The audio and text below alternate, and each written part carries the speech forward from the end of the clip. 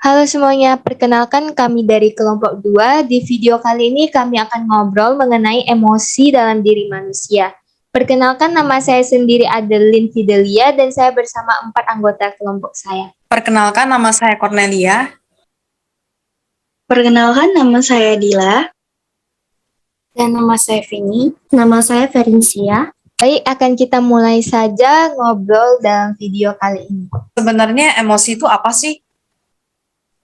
Emosi itu kan secara etimologisnya itu artinya bergerak keluar, jadi kita bisa bilang emosi itu semacam dorongan untuk kita bertindak. Aku sering sih dengar orang selalu bilang kalau emosi itu nangis, marah, kesel.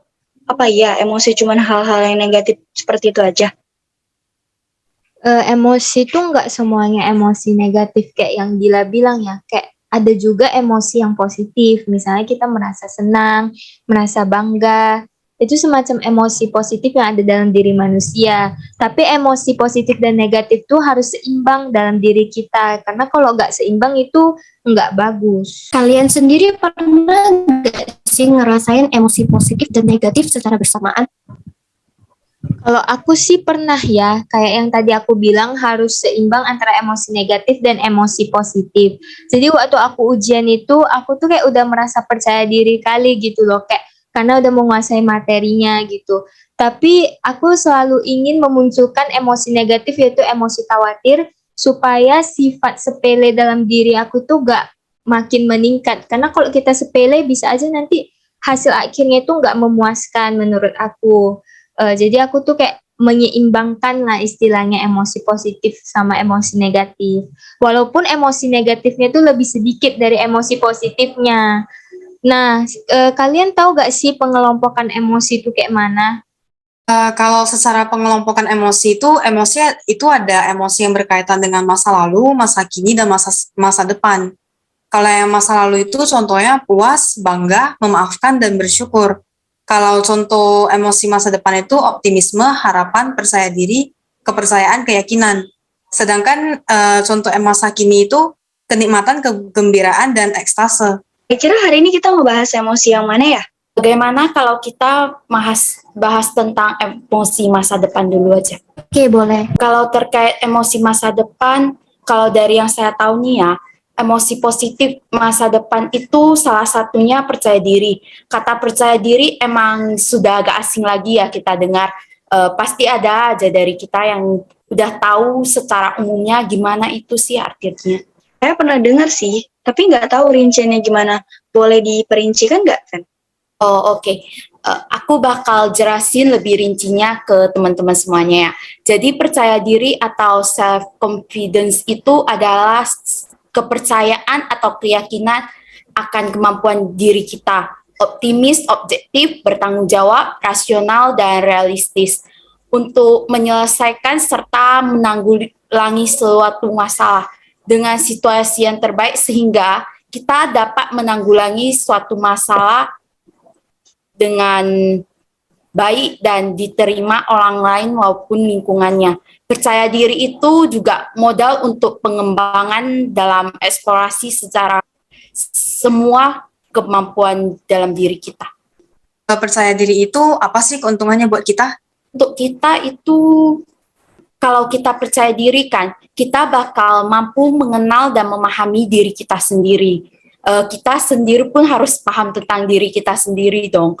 Contohnya kayak gini, dalam lingkungan pekerjaan, kita kan perlu kepercayaan diri. Karena kalau misalnya seseorang harus melakukan sesuatu yang mereka bisa dan mampu, itu tak peduli jika seseorang tersebut punya gaji besar atau gaji kecil, kerja keras ataupun kerja ringan atau yang santai-santai saja.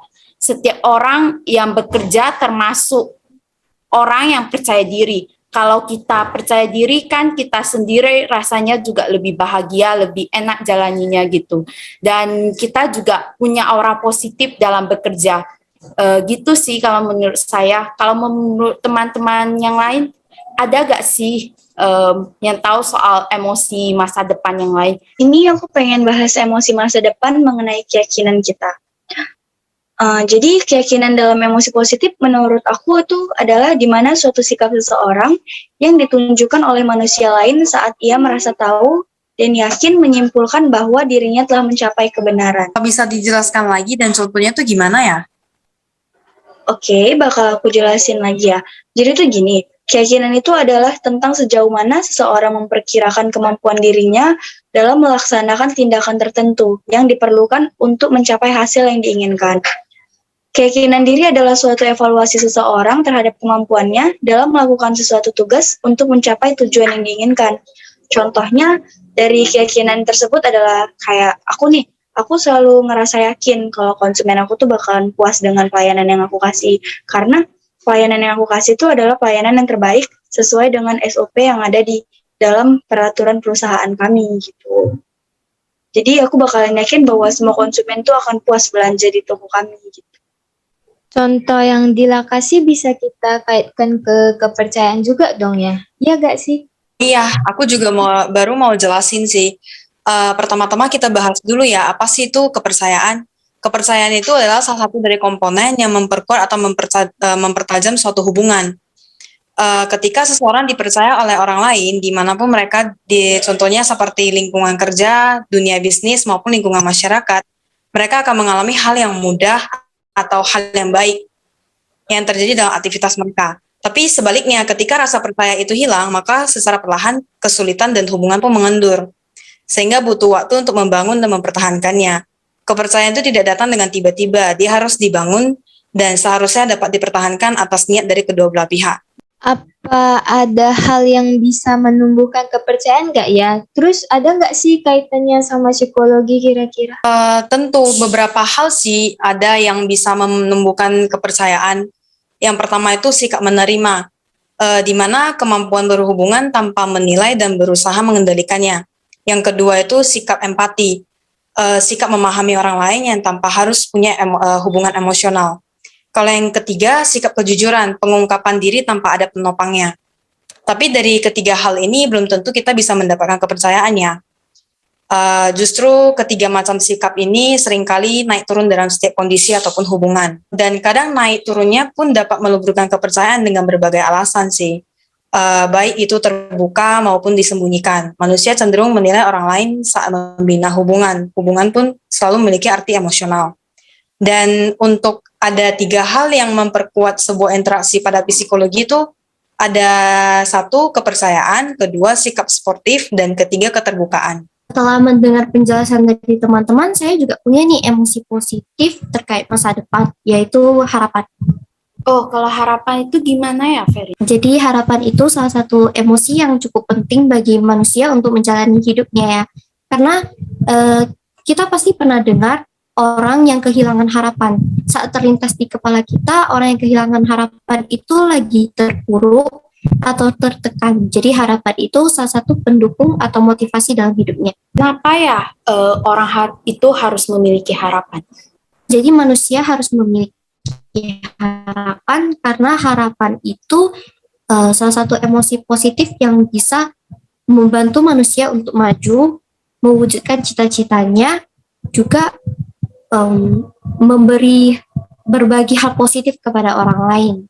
Orang yang lebih memiliki harapan itu tentu lebih positif dan lebih dihargai oleh orang lain. Lalu gimana dengan orang yang tidak memiliki harapan? Mungkin terlihat suram malam ini, namun jika kita berpegang pada harapan, tentu hari esok akan menjadi lebih cerah. Kutipan dari Barack Obama, mantan Presiden Amerika Serikat ini telah memberitahu kita bahwa manusia itu pasti akan mengalami masa suramnya. Namun jika kita punya harapan, jadi kita bisa terlepas dari masa suram itu dan memiliki hari yang lebih cerah. Jadi orang yang tidak memiliki harapan cenderung akan sering terperangkap dalam keterpurukannya dan sulit untuk keluar. Bisa ceritakan nggak bagaimana harapan dalam hidup itu bisa bekerja? Jadi saya juga memiliki pengalaman di mana saya ketika sakit, saya sedang dalam keadaan terpuruk, saya memiliki harapan bahwa saya akan segera sembuh. Dan dari harapan itulah yang membuat saya semangat untuk lebih cepat sembuh dan jadi lebih positif. Jadi teman-teman juga harus memiliki emosi positif harapan supaya kita tidak terperangkap dalam keterpurukan kita. Kalau dari cerita Ferin sih sebenarnya bisa aja kayak ada kaitan dengan optimis nggak sih? Ya, benar. Ada sih kaitannya ke optimisme. Karena secara nggak langsung kan kalau kita berharap gitu, pasti kita optimis juga kan untuk bisa mencapai harapan kita. Kayak tadi yang dibilang Ferin, dia berharap bisa sembuh dari sakit. Ya pasti dia optimis dong untuk sembuh. Kalau misal dia pesimis ya sama aja, sama harapan itu ya pasti sia-sia gitu. Mau optimis itu gimana sih, Del, lebih rincinya? Menurut saya sendiri sih optimisme itu kepercayaan bahwa kejadian di masa depan atau masa yang mendatang itu adalah kejadian yang positif, di mana dalam diri kita sendiri waktu kita menjalani hidup itu pasti kita jalaninya itu dengan semangat dan pantang menyerah. Itu yang dibilang sama optimisme gitu loh, kayak kita itu semangat dan pantang menyerah. Optimisme itu kayak gitu. Jadi harapan ada hubungannya ke optimisme. Ya, karena saat kita berharap, kita itu harus optimisme juga. Maksudnya kayak kita itu harus optimis kalau misalnya harapan kita itu bakalan terjadi. Jadi harus menumbuhkan optimisme dalam diri kita, emosi optimis supaya harapan itu benar-benar bisa terjadi. Tapi jangan lupa kita harus menaruh effort di dalamnya juga. Jadi kamu pernah gak ngerasa optimis dalam hidup kamu? Kebetulan saya baru saja mengalami optimisme ya dalam diri saya, dalam hidup saya lah ya. Karena kan baru-baru ini kita baru tamat SMA ya, jadi saya tuh kayak cari pekerjaan dan udah menaruh beberapa lamaran pekerjaan di beberapa PT, di beberapa tempat lah yang tidak semuanya itu besar kemungkinan bisa menerima saya ya kan. Tapi saya tuh kayak optimis bahwa bakal ada salah satu di antara itu semua yang menerima saya dan beneran diterima. Jadi di sini tuh saya kan berharap bisa bekerja, bisa diterima. Tapi saya diikuti juga sama optimisme dan berusaha dan memiliki effort. Itu yang saya jelasin tadi. Kita udah banyak ngobrol tentang emosi terkait masa depan ya. Semoga kita tuh bisa menerapkannya di keseharian kita. Tapi jangan lupa untuk tetap seimbang dan menaruh effort di dalam setiap emosi yang ada dalam diri kita. Ya benar, biar kita juga enggak diatur oleh emosi negatif. Dan kita juga tidak terlalu larut dalam emosi positif sampai anggap remeh akan suatu hal. Hari ini kita udah ngobrol banyak banget ya. Gimana kalau kita sudah ajak pembicaraan hari ini? Iya, boleh. Terima kasih ya semuanya atas sharing yang kalian kasih. Terima kasih. Ya.